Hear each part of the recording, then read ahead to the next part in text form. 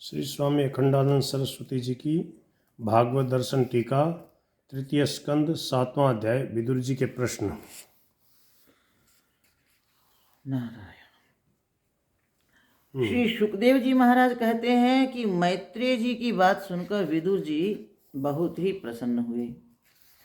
कभी कभी श्रोता ऐसी बात कह देता है जिससे वक्ता को बड़ा आनंद आता है कि मैंने जितनी बात कही उससे ज़्यादा इसने समझ ली। विदुर जी ने कहा कि महाराज, परमात्मा तो चिन्मात्र है और चिन्मात्र साक्षी होता है, विकारी नहीं होता। जो विकारी होता है वह साक्षी नहीं होता।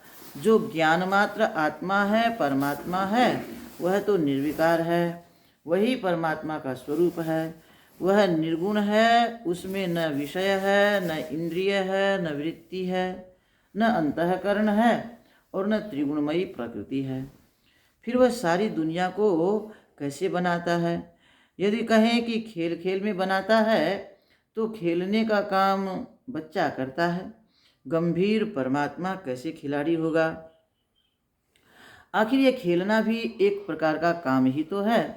जो परमात्मा स्वतः तृप्त है और दूसरे से बिल्कुल निवृत्त है, उसमें खेलने की इच्छा भी कहाँ से आएगी?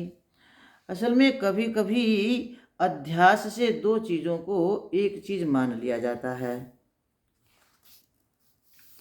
जैसे देहोयम, मैं देह हूँ, यह अध्यास है। और ब्रह्मवेदम विश्वम वरिष्ठम, ब्रह्म और विश्व एक है, यह बाध सामानाधिकरण्य है। यह विश्व बाधित है और परमात्मा सत्य है। एकधा भवति, त्रिधा भवति, पंचधा। यह कार्य कारणादि सामानाधिकरण्य है। कहीं कहीं विशेष विशेष्य से सामानाधिकरण्य होता है। परमात्मा में यह विश्व सृष्टि कहाँ से आई? माया के सिवाय देश काल अवस्था से स्वयं परमात्मा में सृष्टि है। यदि दूसरे से परमात्मा में सृष्टि है तो देश से है, काल से है, अवस्था से है। जिसके बोध का कभी लोप नहीं होता, उसमें माया कहाँ से आएगी, अविद्या कहाँ से आएगी? एक ही परमात्मा जब सब में है तो कहीं सुख कहीं दुख कैसे हो गया? दुख इस बात का नहीं कि रुपया चला गया या रिश्तेदार मर गया। दुख इस बात का है कि हमारे मन में स्पष्ट रूप से परमात्मा का दर्शन नहीं हो रहा है और हमारी बुद्धि परमात्मा को समझ नहीं रही है। कृपा करके हमारे प्रश्न का समाधान कीजिए। अब मैत्रेय जी महाराज बोले, विदुर जी, माया इसी का नाम है कि जो युक्ति से तो सिद्ध न हो और देखने में साफ आए।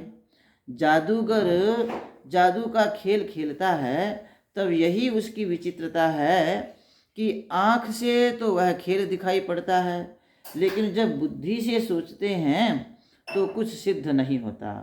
माया अनिर्वचनीय है परंतु आवरण करती है। वह युक्ति से सिद्ध होने वाली नहीं किंतु ज्ञान से निवृत्त हो जाती है। ईश्वर तो नित्य शुद्ध बुद्ध मुक्त है, उसमें कार्पण्य कहाँ, बंधन कहाँ? बिना कार्पण्य के, बिना बंधन के जो कार्पण्य और बंधन की प्रतीति हो रही है, इसी का नाम माया है। जैसे सपने में कभी दिखे कि हमारा सिर कट गया।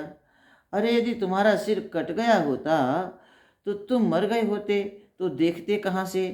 तुम हो इसीलिए तो देख रहे हो। युक्ति से तो सिर कटना सिद्ध नहीं होता, पर सिर कटना दिख रहा है। यही निद्रा दोष से सपने में दिखने वाली माया है। जैसे हिलता है जल और कांपता हुआ मालूम पड़ता है चंद्रमा, इसी प्रकार जो प्रतीति में कंपन दिखाई देता है वह अपने आत्मा में आरोपित हो जाता है। इसको दूर करने के लिए एक क्रम है, एक प्रक्रिया है, एक संप्रदाय है। मनमाने ढंग से यह दूर नहीं होता, बल्कि उससे तो अहंकार बढ़ता है। जब भगवान की कृपा से निवृत्ति धर्म में रुचि होती है तब इसका लोप हो जाता है। जब सारी इंद्रियां जाकर अपने आधार प्रकाश में स्थित हो जाती है तब सारे क्लेश नष्ट हो जाते हैं। दुनियादार लोग तो न जाने कितने क्लेश मानते हैं, परंतु हमारे योग शास्त्र में अविद्या, अस्मिता, राग, द्वेष और अभिनिवेश, इन्हीं को 5 क्लेश कहा गया है। राग द्वेष 2 है। अविद्या, अस्मिता, राग, द्वेष और अभिनिवेश, इन्हीं को 5 क्लेश कहा गया है।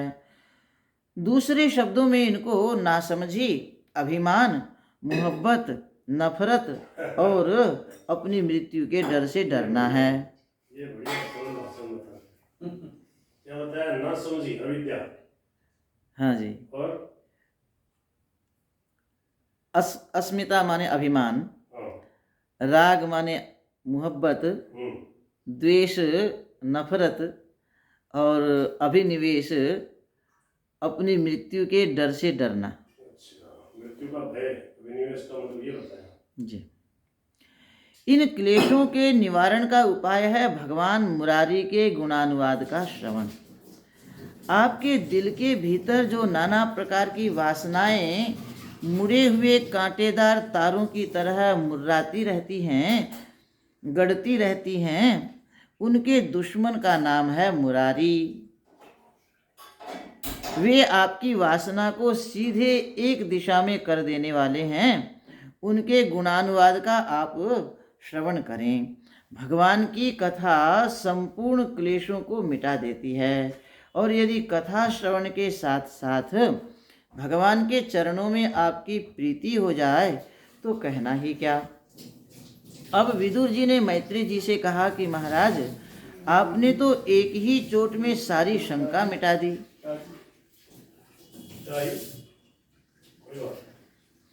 अब मैं समझने लगा कि सृष्टि प्रपंच का जो खेल है, यह सब बिना हुए ही हो रहा है।